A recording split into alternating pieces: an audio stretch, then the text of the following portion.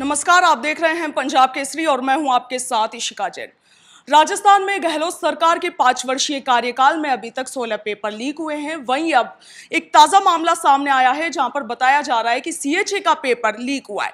अब ये अफवाह है या सच्चाई, ये जानेंगे। हमारे साथ राजस्थान कर्मचारी चयन बोर्ड के चेयरमैन हरिप्रसाद शर्मा मौजूद है। सर, सबसे पहले तो ये बताइए कि ये सोशल मीडिया पर बार बार बात उठाई जा रही है कि सीएचए का पेपर आउट हुआ है, सोशल मीडिया पर सुबह ये पेपर आ गया था, ये सिर्फ अफवाह है या फिर इसमें कितनी सच्चाई है? इस संबंध में जो भी जांच एजेंसी है सूची द्वारा, उनके द्वारा निष्पक्ष रूप से जांच की जा रही है और जांच पे ही सच्चाई स्पष्ट होती है जी।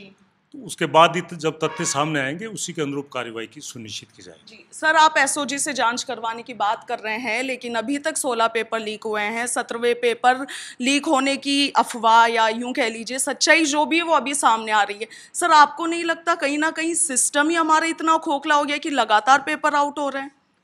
ऐसा है कि लगभग हमारे 90 पेपर कराए हैं और ऐसी कोई पेपर लीक वाला कोई तथ्य सामने नहीं आया। कोई भी नकल से संबंधित कोई चीज़ आती है, हम उसकी बिल्कुल निष्पक्ष जांच करवाते हैं। 90 में से 89 पेपर सही हो गए, उसके बारे में कोई बात नहीं करेगा जो सही हो गया, लेकिन जो एक है जिसकी अभी तक सच्चाई स्पष्ट नहीं हुई है, उसको किसी भी तरीके से प्रजातंत्र है, कोई भी उठा सकता है। सर, अभी रीट का पेपर भी आउट हुआ है, उसके बाद में गहलोत सरकार ने मामले की जांच भी करवाई। उसके बाद में कुछ लोग अभी पुलिस की गिरफ्त में भी, उन्हें गिरफ्तार भी किया गया, लेकिन उसके बावजूद भी पेपर लीक की लगातार घटनाएं सामने आ रही है। युवाओं का भविष्य इस वक्त अंधकार में है, उनके भविष्य के साथ खिलवाड़ हो रहा है, उस पर आप क्या कहेंगे? मैं कह रहा हूँ, मैं केवल कर्मचारी चयन बोर्ड की बात कर रहा हूँ। हमने 90 पेपर कराए, जिसमें से 89 पेपर में कहीं कोई किसी प्रकार का तथ्य सामने नहीं आया। एक पेपर में कुछ आंसर्स 5-6 लड़कों तक भेजे जाने की बात तथ्यात्मक रूप से जब पुलिस ने अरेस्ट किया सामने आई, हमने उस परीक्षा को निरस्त कर दोबारा पेपर करा के रिजल्ट डिक्लेयर कर दिया। सर, गहलोत सरकार ने अभी कहा है 1 लाख नई भर्तियों की घोषणा की है बेरोजगार युवाओं के लिए, लेकिन अगर ये इसी तरीके से पेपर लीक होते रहे तो वो 1 लाख भर्तियों का क्या तुक है, धरातल पर क्या उतर पाएगी वो? ऐसा हमारे जितनी भी अब तक जितने पेपर हुए हैं, जितनी भर्तियां पूर्णतः निष्पक्ष, सुरक्षित और पारदर्शी तरीके से हुई है, और अब भी जो आने वाली भर्तियां हैं वो पूर्णतः सुरक्षित और निष्पक्ष पारदर्शी होगी, यह मैं बिल्कुल आश्वस्त करता हूं और हमें पूरा भरोसा है। बाकी प्रचार तंत्र क्या होता है उससे हमें कोई लेना देना नहीं। सर, एक अंतिम सवाल पूछना चाहूंगी। सर, पेपर लीक लगातार हो रहा है, युवाओं को लगातार अग्नि परीक्षा देनी पड़ रही है।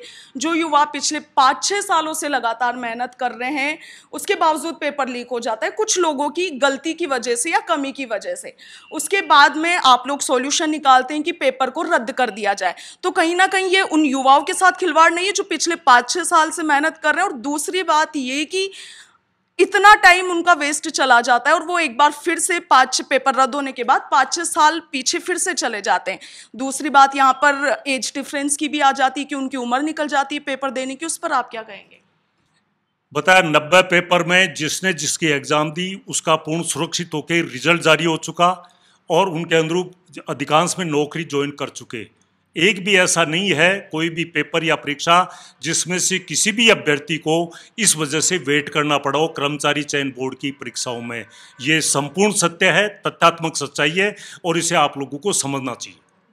ये थे हमारे साथ राजस्थान कर्मचारी चयन बोर्ड के चेयरमैन हरिप्रसाद शर्मा। इनका कहना है कि राजस्थान कर्मचारी चयन बोर्ड में अभी तक 90 पेपर हुए, जिनमें से 89 पेपर एकदम सही हुए हैं। सिर्फ एक पेपर को लेकर इन्होंने बात की है। इनका कहना है कि गहलोत सरकार के राज में क्या हो रहा है इनसे इनको कोई लेना देना नहीं है, लेकिन हाँ, कर्मचारी चयन बोर्ड के जो पेपर है उनमें ये लोग निष्पक्ष तरीके से जाँच कर रहे हैं। और अभी जो सीएचए पेपर लीक होने का जो मामला है उसमें फिलहाल जाँच की जा रही है। आपको बता दें कि युवाओं में फिलहाल भारी आक्रोश व्याप्त है। खैर, पेपर लीक हुआ है ये सिर्फ अफवाह है या सच है ये तो जांच होने के बाद ही पता चलेगा। तब तक के लिए देखते रहिए पंजाब केसरी। मैं आपके साथ इशिका जैन, वीडियो जर्नलिस्ट किशन के साथ पंजाब केसरी।